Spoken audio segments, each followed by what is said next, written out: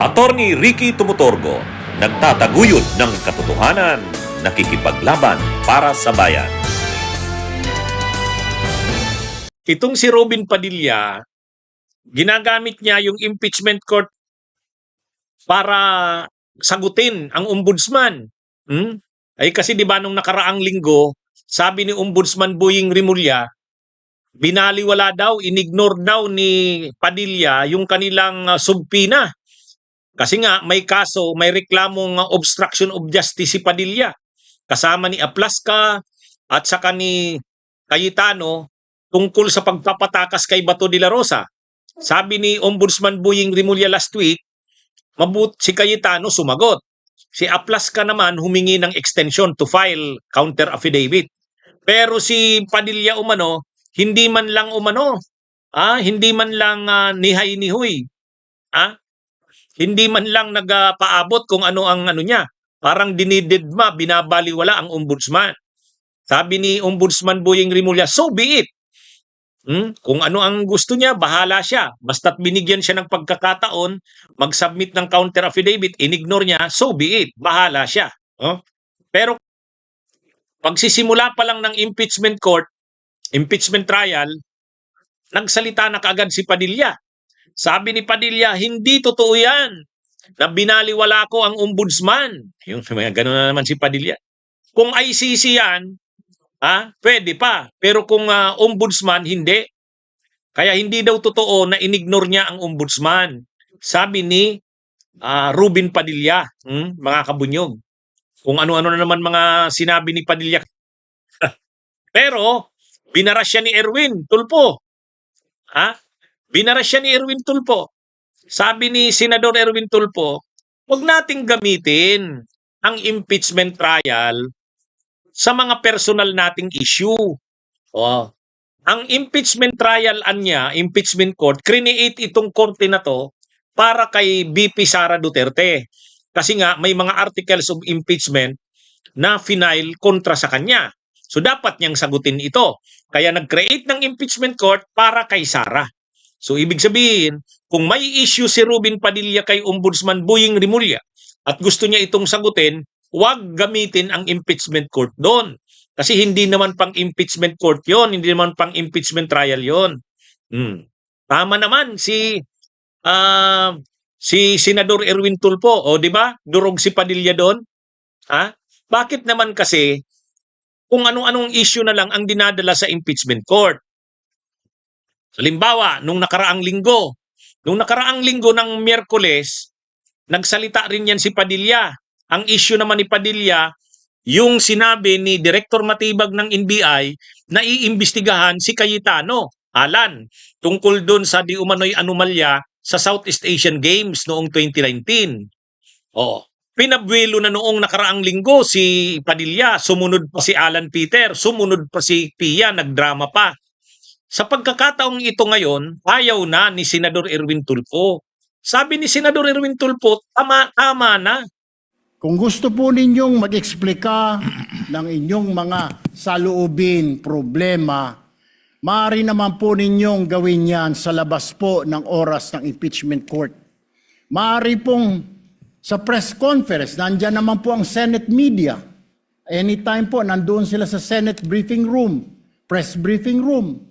Maaari din po sa Facebook o sa YouTube magpaliwanag. Huwag po nating gamitin ang oras ng impeachment court sa pagpapaliwanag o sa pagtatanggol ng ating mga sarili simula pa po noong nakaraang linggo. Because the time we waste here to defend ourselves, defend what we believe or what have you, is an injustice to the Vice President. Yung oras po na ito dapat ilaan natin sa pakikinig sa depensa ng Vice Presidente, sa mga akusasyon laban sa Vice Presidente, hindi po pagdidepensa sa mga sarili natin kung tayo inaakusahan ng kung anong mga ahensya, kung tayo po ay may mga kaso, may mga investigasyon. This is not the right forum, Mr. Presiding Officer, Mr. President, Senate President. This is not the right place. This court was established, was created, the impeachment court, for the Vice President and Vice President only. This should be her time. This should be her forum, not our forum here na ilabas natin ang saloobin natin, mga sagot natin sa mga akusasyon, mga kaso laban sa atin. And this is not also the time, Mr. President, Mr. Presiding Officer, na hanapin yung mga kasama nating nawawala, nakakulong, dapat po doon sa Senado natin, sa sesyon natin, and not here in this court, Mr. Presiding Officer, Mr. Senate President. Kaya pakiusap ko lamang po sana sa ating mahal na Presiding Officer and Senate President, let us follow the rules. May rules ho tayo. Kung hindi naman ho patungkol sa Vice President na sasabihin natin, hindi naman po patungkol sa depensa o prosekusyon ng Vice Presidente natin, then wag na ho natin payagan na magsalita pa po dito because nasasayang. Because every minute, every hour that we waste away from the defense or from the prosecution of the case of the Vice President, it is injustice. Napapahaba ng masyado ang impeachment trial. Hindi naman tungkol na sa trial ni Sara, ni VP Sara ang pinag-uusapan. Maraming mga senador, personal nilang mga issue ang nagiging topic. Magsasalita, hihingi ng pagkakataon sa presiding judge kaya Chis Escudero, pagbibigyan naman ni Chis Escudero, tapos pag nagsasalita na, hindi naman related sa impeachment.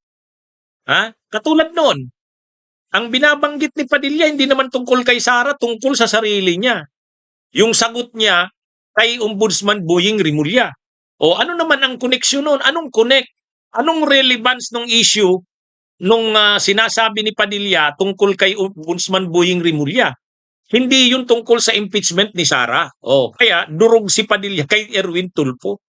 Sabi ni Erwin Tulfo, wag nating gamitin ito. Wag nating gamitin. Kung mayroon kayong mga issue sa sarili nyo, may gusto kayong sagutin na issue, wag dito. Wag impeachment court.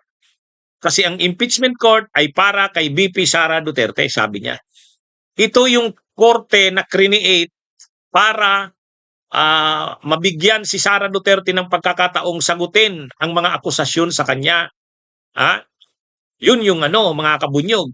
Ay bakit mo uungkatin yung issue ni Padilla kay Ombudsman Boying Rimulya? Kasi sinasagot ni Robin Padilla si Boying Rimulya na hindi naman totoo na hindi siya sumagot. Hindi naman totoo na inignore niya. Ang totoo daw, nag-submit siya ng counter affidavit. Okay, karapatan naman ni Robin yon na sagutin. Sagutin si Ombudsman Boying. Pero wag doon sa impeachment court. Tama. Si Senador Erwin Tulfo. Di ba? Durog si Padilla doon. Kaya humahaba ang impeachment trial, hindi naman natungkol sa impeachment eh. Di ba? Mga kabunyog, mga kababayan? Kaya tama. Tama yung argumento ni Senador Erwin Tulfo. Durog si Padilla doon. Kaliwat kanang sampal ang inabot. Mga kabunyog, mga kababayan, di ba? Yan? Talagang tama naman yung punto. Masyado nang humahaba ang impeachment trial. Ang mga tao nga nagre-react na, ano ba naman yan? Impeachment trial, ang haba-haba na, kailan ba matatapos yan? Pero ang nagpapahaba ng impeachment trial, itong mga tao ni Sara Duterte. Maraming dinadalang issue sa impeachment, hindi naman tungkol sa impeachment. Yan mga kabunyog, mga kababayan. Okay, mga kabunyog, mga kababayan, magandang araw po sa inyong lahat. Mabuhay po tayo. Bunyog, bunyog, halikan na kasama ka. Bunyog, kapag buklod ay may pag-asa. Luzon, Visayas, Mindanao, isa ang pananaw. Sa bagong Pilipinas ang bunyog isisigaw. Bunyog.